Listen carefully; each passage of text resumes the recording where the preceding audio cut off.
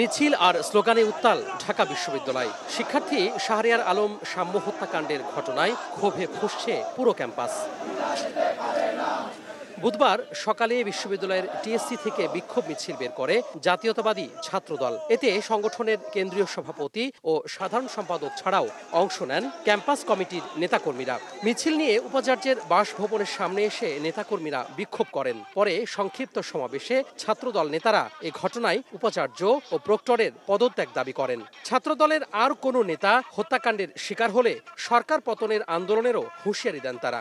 আমরা এই ভিসি প্রক্টরকে যদি অনতিবিলম্বে ইন্টারিম গভর্নমেন্ট থেকে কোনো দৃশ্যমান পদক্ষেপ না নেওয়া হয়, আমরা ইন্টারিম গভর্নমেন্টের দিকে হাত আঙ্গুল তুলছি।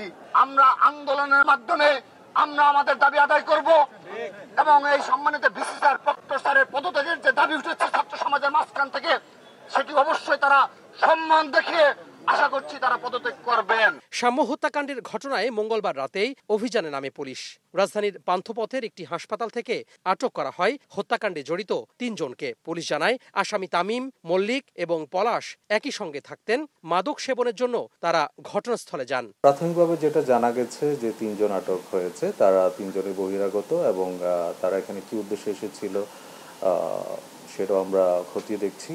আশা করি খুব দ্রুততম সময়ের ভিতরে ঘটনার সাথে জড়িত অন্যান্য অপরাধী যারা রয়েছে তাদেরকে আমরা গ্রেফতার করতে সক্ষম হব। জোহরের নামাজের পর ঢাকা বিশ্ববিদ্যালয়ের কেন্দ্রীয় মসজিদে সাম্যর জানাজা অনুষ্ঠিত হয়। বিশ্ববিদ্যালয়ের বিভিন্ন বিভাগের শিক্ষার্থী ছাড়াও এতে অংশ নেন শিক্ষকরা।